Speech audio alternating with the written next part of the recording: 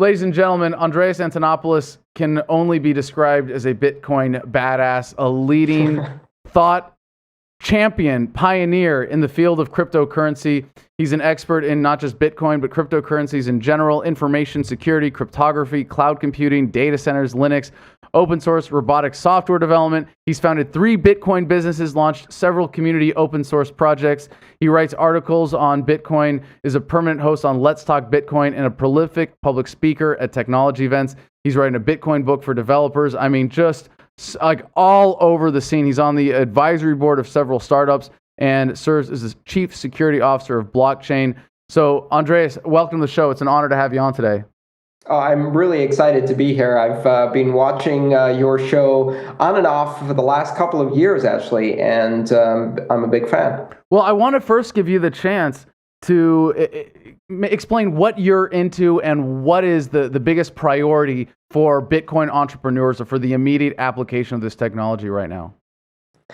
I'm a geek, and in Bitcoin, I found something that is simultaneously elegant, beautiful technology. There's something beautiful about technology that is well designed and that works and that is elegant in its conception. And Bitcoin is exactly that. But at the same time, it aligns very well with my principles. And my principles about empowering individuals, about creating a world that's more fair, that is less centralized, that allows individuals to express their will in financial means and in other ways as well. And it also aligns with my principles against war and the imposition of government will around war. Today I'm wearing my Bitcoin Not Bombs t-shirt, which expresses my idea about Bitcoins quite nicely. Beautiful, beautiful. So what technologies or what applications of this are you most excited about seeing in the next couple of years, perhaps? So here's the thing that most people don't get right away, and I didn't either, which is that Bitcoin is not just a currency. Currency is the first application, but Bitcoin is really a network and a platform for being able to transmit value and do economic transactions and financial instruments over the internet without requiring prior arrangement and trust between individuals. And because of that, it means that we can do a lot more than just currency. So if you think of the early internet and email as the killer application, the internet, of course, is a lot more than email. And Bitcoin is a lot more than just the currency. The currency is the first application, and it enables you to transmit value as money. But you can do so much more. You can do stocks, you can do bonds, you can do lotteries, you can do multi-party transactions, you could do online commerce. There's so many things we can do. And I think Bitcoin will radically transform the world of financial services. It will allow more than 6 billion people to get access to international capital and finance and financial services who have never had it before. And it's also going to pour fuel on the internet, because up to now, the internet was able to transmit information, and that's great, but it's very difficult to monetize that information, to build infrastructure, to build content, because you can't get paid. And with Bitcoin now, you can also get paid on the internet and transmit information and money. So it's going to empower the internet as well. Well, of all the projects you're working on, what do you think is the most important? You know, it's really early days, so I think there's 2 things we need to be doing in Bitcoin. One is get as many people as possible to learn about Bitcoin and try Bitcoin and get a bit of Bitcoin and use it so that they can experience what an empowering technology Bitcoin is. And the other thing is to make it easier for mainstream users to use Bitcoin securely. It's not easy yet. And it's not easy to use securely yet. You know, yesterday we had Morgan Rockwell of Bitcoin Kinetics on. He's working on Bitcoin ATMs and, you know, physical wallets and different paper mechanisms of transmitting the data of Bitcoins. Which technology do you think that's like that? Like, what is the next thing that's going to make broader adoption of this technology happen at a much more accelerated pace, or what is it that's going to bring? What's the next iteration that's really going to bring this to the masses, when right now most people see the hurdles of just transferring dollars into Bitcoin as a bit of a leap? Right. It really where Bitcoin touches traditional money is where you have the greatest friction. Bitcoin itself is frictionless, but converting existing money into Bitcoin is not so easy. I think we're going to see over this year the development of many exchanges, both here in the U.S. and in other countries, that will make it easier to convert money into Bitcoin. But I think for the early pioneers and early adopters of Bitcoin, still the easiest way to get access to Bitcoin is to sell a product or service that you can offer. Take a skill you have and offer it for Bitcoin. Take a product you have and offer it for Bitcoin. In terms of technologies, certainly wallets, hardware wallets, which are basically devices that can securely hold your Bitcoin and allow you to transact Bitcoin, are going to become very important in 2014, because for most people, their general purpose PC or Macintosh computer or their Android or iOS phone is not exactly secure, and it's not very easy to maintain security on those devices.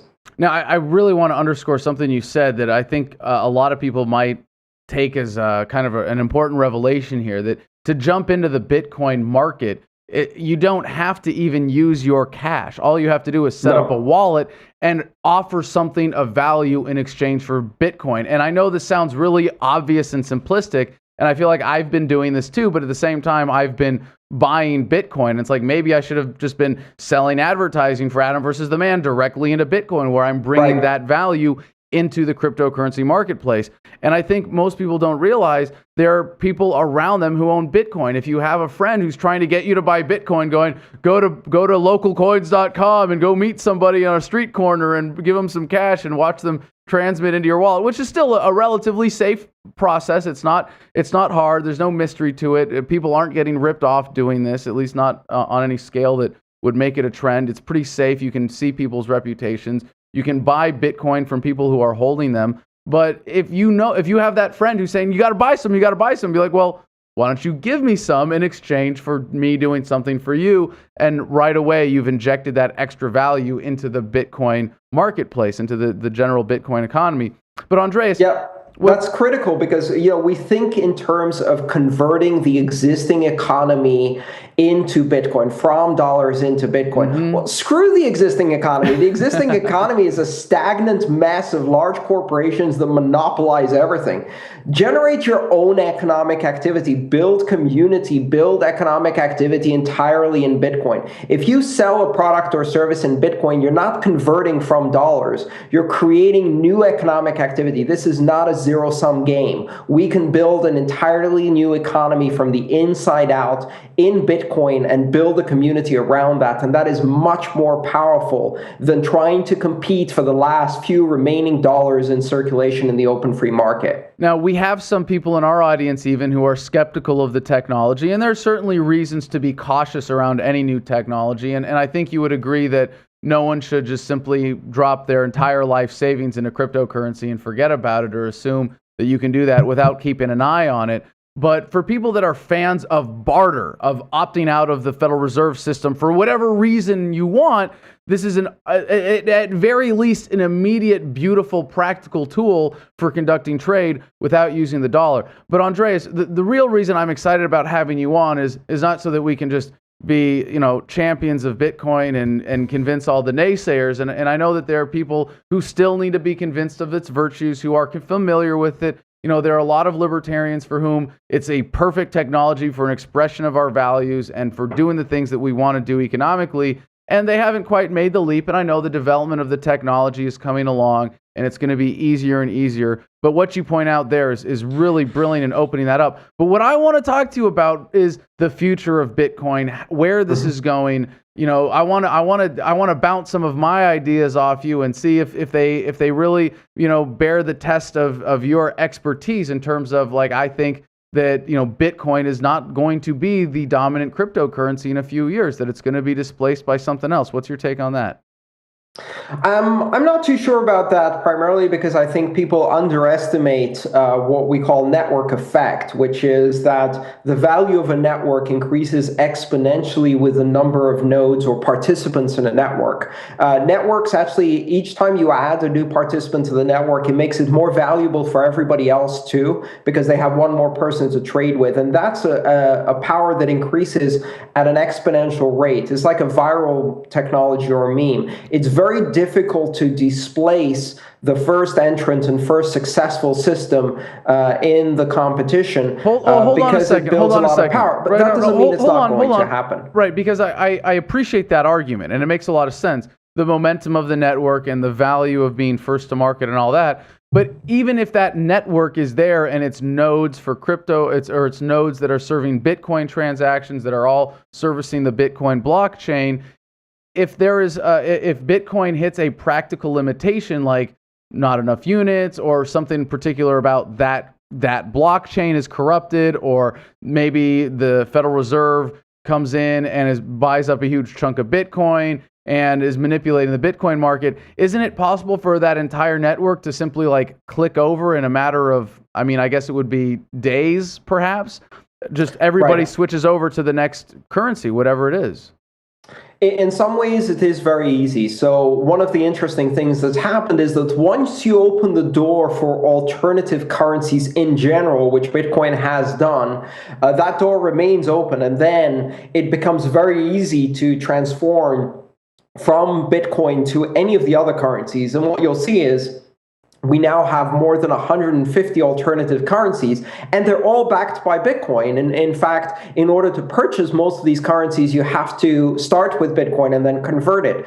Once you open the door to an easily convertible, global, transnational, borderless, frictionless currency that can be transmitted over the internet, moving that into another currency is very easy. There's no monopoly of force. There's no monopoly. You've already made the choice to exit the existing system, which is difficult, and then it's very easy to move among the other currencies. So I firmly believe that we're going to be living in a massively multi-currency world where we seamlessly move between currencies for different purposes. I think Bitcoin will probably remain one of the reserve currencies for store of value, very much like gold. And we might see more nimble transactional currencies supplement it, not replace it, but offer a supplemental or synergistic role where you can move from one to the other. You could perhaps convert your Bitcoin into a more lightweight currency for tipping, use that for tipping, and then convert back into Bitcoin and move seamlessly between currencies. So just like, for example, Facebook, Skype, instant messaging hasn't replaced email, it simply complements it so that now we have multiple modes of communication. We'll have multiple modes of currency for different uses. Now, it's a great perspective. I hadn't considered that. But do you think that Bitcoin is going to hit technical limitations that might be solved by a next generation currency? I don't really think so. I don't think if we do see problems with Bitcoin, it's not going to be because of technical limitations. The technical limitations for Bitcoin are pretty well understood, and there's a lot of people working on it. And keep in mind that there's also a tremendous incentive for those who are already invested in Bitcoin to sustain that currency and solve whatever problems come up. Generally speaking, most of the problems that we see in the future, the reason we're not solving them now is because they're not problems yet, and we don't really need to solve them. Right now, we're still in the experimentation phase, and over time you're going to see the protocol mature. People said that the internet wouldn't scale, that it wouldn't be able to support voice and video, etc., and all of those problems were gradually solved because the incentives were there to solve them. And I think the same thing applies to Bitcoin. I'm not really worried about technical scaling limitations at all. Well, what about unit bias? Do you think at some point people will say, well, I don't want to buy a millionth of a Bitcoin with my last $100 before the dollar system gets completely pitched overboard. I'm going to buy the currency. I'm going to buy Doge because I can buy, a couple of thousand Doge for $100, and Dogecoin serves as a more practical, in terms of the unit bias here. And I understand that hypothetically you can go down all the way, 9-10 digits to the Satoshi and have, as many of those, many more of those. But even with the billions or trillions of Satoshis that you would have in the entire cryptocurrency or the entire Bitcoin ecosystem, you still have a point where we're going to hit global adoption. I'm pretty confident in the belief, and maybe you want to say I'm wrong here, but that cryptocurrency is going to become the new dominant paradigm within a matter of decades at most, and completely displace all fiat currencies, because people can switch from one to another and go, well, geez, I'll have one that's not funding war and the police state and losing value, and instead have one that's consistently gaining value as more people adopt it and the economy grows. But at some point, the fact is you'll have 7 billion, maybe 10 billion people in this system, whereas now it's really just a couple of million, a very small number compared to the global population, and there aren't even enough Satoshis to give enough to give people a sense of what to satisfy that unit bias for people who want to have who don't want to have a fraction or a tiny percentage of something as a unit, but would rather have if it's all the same to me and I can use either currency, would I rather be dealing in 10 millionths of a Bitcoin, or would I rather have a couple thousand Dogecoin that give me a sense of the numbers in a better way? Is that a problem? I think that's a very astute observation, and it shows the difference between geeks and people who understand the psychology of markets. And the truth is that unit bias is important, even though mathematically it means nothing. Psychologically, it means a lot. There's a movement underfoot right now to redefine the core unit within Bitcoin to be a millionth of a Bitcoin, or also known as a bit. So to switch our verbiage, to switch our user interfaces, to switch our vocabulary from speaking about Bitcoins to speaking about bits. Bits would be 100 Satoshis, or 1 millionth of a Bitcoin, and would give you that kind of bountiful unit bias that would make you feel rich in terms of bits. The other thing to remember is that while the limit of 21 million Bitcoin, or 21 quadrillion Satoshis, is fixed, the subdivision can be increased with relative ease.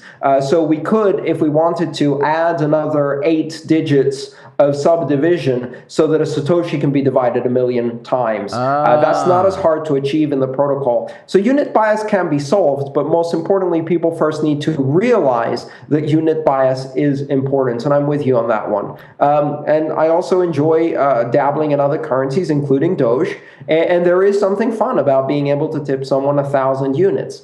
So people need to not underestimate that issue, and gradually we're seeing people realize that unit bias is important. Well, it sounds like Bitcoin is a lot stronger in its dominant position than I thought, and I didn't know it was as easy as simply adding 8 more digits to the Satoshis. I knew that was hypothetically possible, but you're saying the entire blockchain could be adopted or adapted relatively easily, assuming we have a much greater capacity for computing power at that point, right?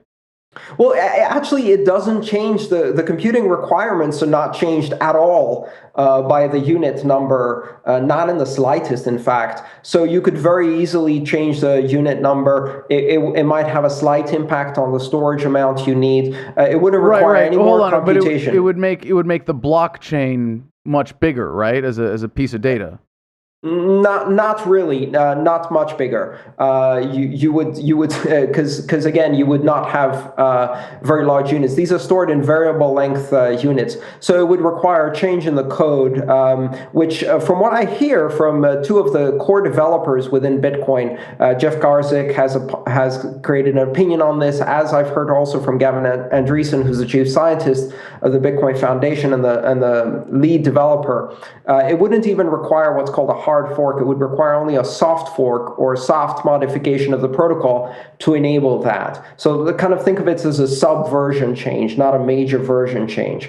It is very possible. The reason is that it's very possible is because achieving consensus on a change like that is easy because it aligns with the incentive of people, whereas achieving a change on, for example, the hard limit of 21 million core units, which really applies the monetary value of scarcity, you're not going to achieve consensus on changing that, because that would affect the units in people's pockets. It would devalue them, and nobody's going to agree to that. Yeah, no, I've heard that proposal and was like, well, if that happens, that's a sure way to really introduce some dangerous instability if people try to say, well, now the 21 million limit is lifted. So I'm glad that you mentioned that. Now, it shows the artificiality of central banking, because if the decision is such that no one who actually holds the currency would agree to it, unless you're a massively indebted government who gets sole control and doesn't get to need the consent of the people who hold the currency. That's the only perverted scenario under which you would have massive inflationary policy. That's a very cool distinction. So I think most of us who understand the potential of Bitcoin and understand the problems with fiat currency systems, if not believe that it's an inevitability, are certainly hopeful that this is going to completely displace fiat currencies. And if you see it in those terms, the roughly, $5 to $10 billion market cap, depending on how you count it, of all the cryptocurrencies, is not even a drop in the bucket. It is an insignificant speck when you talk about the scale of the global economy. It seems like we've gone through maybe the first phase now. Like, Bitcoin has gone up, it has come down, it has met a new floor of somewhere between $400 and $500 after hitting a peak of 1,200 something. And it seems like it's gotten into this, not a phase of immediate stability, but at least organizational, institutional network stability. But obviously this is the first phase. Today we're reading about the Winklevi twins, the Winklevoss twins, the Winklevi, saying that Bitcoin is going to be bigger than Facebook with a market cap of $150 billion. And they made the comparison. Oh, yes, easily. Clear to see that one way or another, cryptocurrencies will be worth more than one particular social networking company. But that the way Facebook or social networking in general changed how people share personal data, this is going to share how people change entirely how people share value globally. And there's a new phase of resistance among governments now that is, acknowledging the power of cryptocurrency and the momentum of Bitcoin in particular.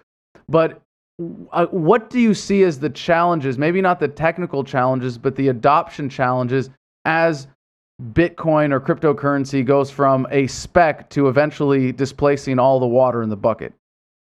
Well, here's the thing. I want to shift the conversation slightly because I think it's wrong to think about cryptocurrencies displacing fiat or measuring cryptocurrencies against the fiat they displace in some kind of gross tonnage of displacement value. That, I think, is not the right way to look at it, any more than we would look at the internet and say, well, how many phone lines and fax machines has the internet displaced? Well, it hasn't really displaced them. What it did was it rendered the entire paradigm obsolete and made the very measurement of internet in terms of phone lines and fax ludicrous and irrelevant. And so the question is, I would be more interested in when do we start measuring Bitcoin, not in terms of it being worth $450, but in terms of one Bitcoin being worth one Bitcoin, and in terms of Bitcoin not displacing economic activity in fiat, but essentially enabling completely new models of economic activity that have nothing to do with the old paradigm and cannot even be measured in terms of the old paradigm. So it's not about displacing it, it's about rendering it obsolete and just letting it fall away. Irrelevant. It makes it irrelevant. And we're currently measuring cryptocurrencies in terms of the old paradigm because that's the context we have. And that's a bit like saying that the total value of the internet is the number of the users times how much they're paying for their DSL and cable modem connections. And that is completely missing the point. Yep. Or how many bricks and mortar stores it's replaced. And again, that's completely missing the point. It enables entirely new ways of communicating. Well, Bitcoin will enable entirely new ways of economic transactions and economic activity. So from that perspective, I think it's wrong to look at whether a nation or a significant percentage of population have adopted Bitcoin. Let's look more at the possibility of having the first transnational community of economic activity on the internet that is independent of nation states and that exhibits elements of sovereignty through financial purchasing power on its own without the use of a sovereign currency. So that is far more interesting to me because it completely renders the old paradigm irrelevant and makes it unnecessary to measure ourselves by those metrics. Well, then let me rephrase it this way. What turning points are you looking forward to as more and more economic activity is empowered by the use of cryptocurrency? I think one of the key things we're going to see is Bitcoin affecting some of the core capabilities within the internet. For example, monetizing and rewarding the creation of content and supporting independent content creators such as yourself, as well as building and paying for infrastructure for internet connectivity by making that infrastructure productive in terms of economic activity because it now carries currency over it.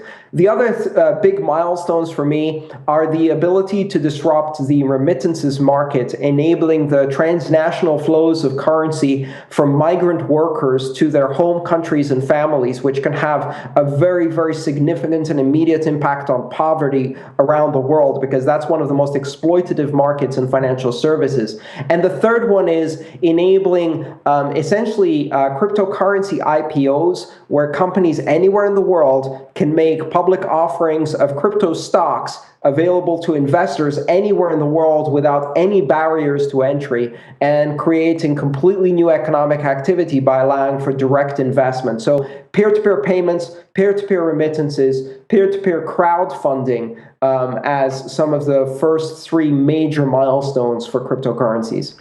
I don't know, man. I have this vision, and maybe this is just my own cryptocurrency fantasy in terms of disempowering governments, destroying the fiat currency racket, the theft that every time they create more money in a central bank, the theft that represents, ending that theft, that there is going to be a point in the adoption of Bitcoin or cryptocurrencies in general where all of a sudden governments are printing money and it's not having the effect that they hope it's going to have because the economy has moved on to something better. And they're just, I have a feeling, maybe this is just that is going to happen. And let's look at how that happens exactly. You've got to think about it outside of the US currency, because if you base it on benchmarking against the only global reserve currency, that's probably going to be the least disrupted and the last disrupted. Yes. You know, there's Africa, 193 other national faster. currencies.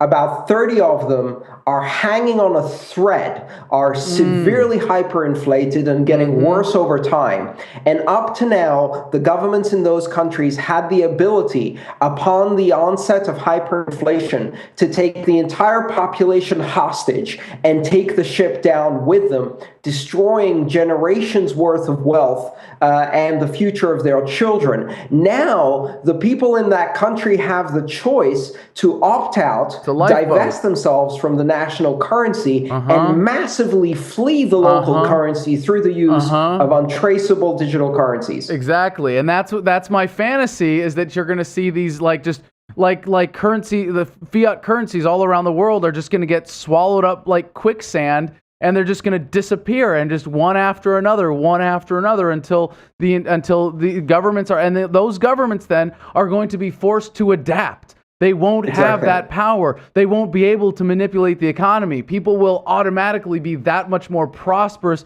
as a result of switching over to cryptocurrencies. They will have that life raft. And maybe the way that you pointed out makes me think, well, maybe you're right. The dollar will, or the yuan will be the last one to go. And it's all these little ones that go around it. And then the effect of that central currency racket not being able to push out through the empire loses its effect. And then next thing you know, slowly that one just gets sucked into oblivion too. There's another key element, which is that in those countries where you have the combination of hyperinflation and outright theft by the government, you also have extreme violence going with that in order to contain the population and keep it hostage. But here's the key. You cannot pay the soldiers in a currency that has no value.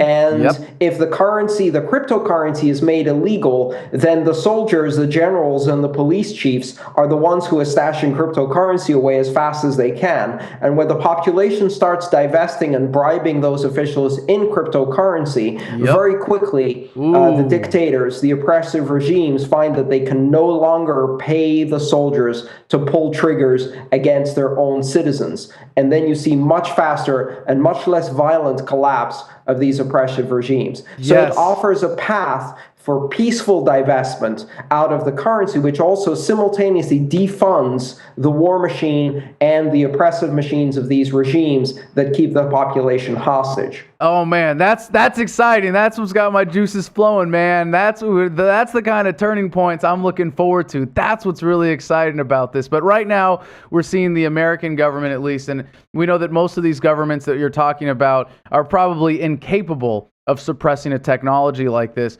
But in America, they're trying, the government is trying, in China and other major industrial governments that have well-entrenched fiat currency rackets, they're doing everything they can to resist. But even here in the United States, I've been a little bit surprised at how they've been lagging, how slow they have been to try to regulate Bitcoin. And if anything, they crack down on the Silk Road and, Charlie Shrem with the Bitcoin Foundation.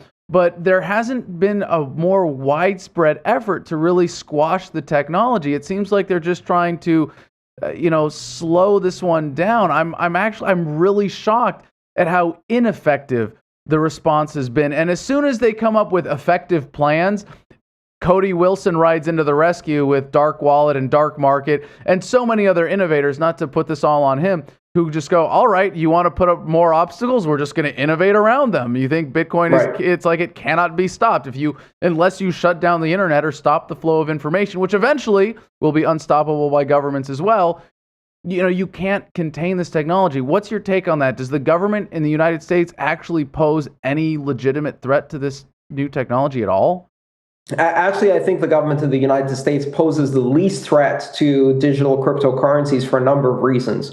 First of all, because on the opinions around these cryptocurrencies, while there are a lot of entrenched interests that are clearly threatened in their incumbent and parasitic positions by cryptocurrencies, there's also quite a few people who see this as a potential for jobs and innovation and growth, and most importantly, votes. We've seen some very important developments in the U.S., including the guidance by the Federal Election Commission that cryptocurrencies can be used to purchase politicians. That establishes a foothold within the political system that makes it kind of an ambivalent position to fight cryptocurrencies, because you can also choose to co-opt and adapt to it. Hold on. This is. I just want to point out, every time I look to the future and go, I hope this is going to happen at some point, I have to test myself. Is this a trend that I can already see happening now? And I love the way you said that since the FCC, the Federal FEC, Federal Elections Commission in the United States, has approved in whatever form it has cryptocurrencies for donations to campaigns, it means that it's already legal to bribe politicians in the United States with cryptocurrency. Correct. And it's like, yes, we see this trend already starting. We see its impact on the political system already being felt. It's beautiful. Thank you for pointing that out. And Gavin Newsom in San Francisco is one of the well-known politicians who is currently fundraising in Bitcoin, but there are many others, including people who are running for Senate, existing senators and Congress people who are doing this today. Here's a couple of other interesting things. We're also seeing the development of cryptocurrencies in use in religious communities for tithing in churches. That is an incredibly powerful legal construct in the U.S. because the involvement of money together with free speech, freedom of association, and the establishment clause that forbids government from interfering in religious activity makes churches a critical point for the introduction of cryptocurrencies. It's very exciting to see those take off.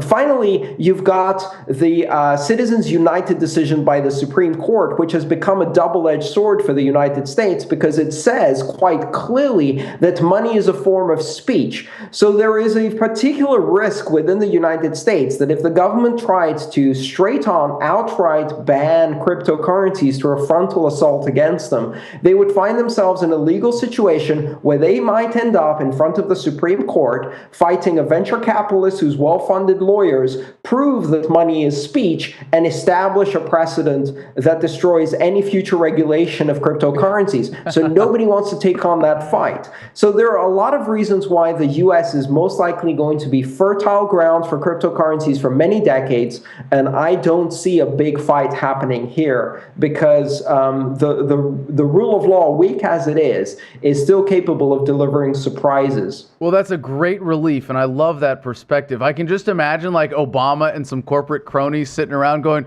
wait, we made speech legal? We actually said in the law that free speech has to be respected, and now our citizens have figured out how to make speech work like money? Why did we do that? Why did we give them that? But again, with the religion thing, a huge, powerful area for protection for cryptocurrencies. Why don't you just start the International Church of Bitcoin? Well, I'm not particularly interested in religion myself, but what I've seen is these many promising moves by local churches and local communities to use this. Keep in mind, churches and schools, we keep thinking of Bitcoin in terms of shopping and retail, but there's a lot of applications outside of that. Churches, for example, raise the vast majority of their money through cash and checks, and it takes a lot of money to process that. In schools, you have essentially all of the fundraising around PTA and school activities and all of the funding projects for schools are done with checks. Again, it takes a lot of money to process that. There's a lot of overhead. So cryptocurrencies can really streamline operations in these two critical community-driven activities that happen at the local level, at the grassroots level, and are really untouchable by law and government. So those are really tremendous opportunities for cryptocurrencies to both thrive and to become absolutely untouchable. Well, I was actually thinking not in terms of a religion, but a legal structure of a religion. And that's all you have to do is say, well, we believe in stuff. I'm pretty sure you believe in stuff, Andreas, right? You believe in stuff. I believe in stuff. We believe in a lot of the same stuff. Can't we form a church and say, well, all of our Bitcoins are therefore legally protected as an expression of our religion and their speech anyway. And so anybody online can go to our website and say, click, I'm a member of the Church of Bitcoin. Therefore, government's got to at least keep their hands completely off my Bitcoin. I would like to think that every 10 minutes we offer a prayer up using the SHA-256 algorithm through proof of work to the great deity of Satoshi Nakamoto. But that would be a bit of a stretch of the concept. But hey, try it. Why not? Oh, like the government has any direct fidelity to the truth or reality. Come on, man. Thank you so much for joining us, Andreas. Really appreciate your time today. The website is Antonopoulos.com. We'll include that link in the notes. Any final thoughts, sir? No, I'd love to come and talk to you again about Bitcoin anytime, and it's always a pleasure. Thank you so much for having me. Excellent, excellent. I'm sure we'll have you back on when we see the next great challenge or hurdle being cleared by Bitcoin and the technology and the incredible community around it. And I'm just excited to see that there are people like you, intellectuals of your caliber of engagement, leading this evolution of money. Thank you so much, Andreas. Thank you, Adam. CNBC has staked out its position now as an enemy of the Bitcoin. The address has changed several times, and I'll do my best to keep the link to your current Shire Silver's products, Bitcoin, all these different alternative currencies are for sale.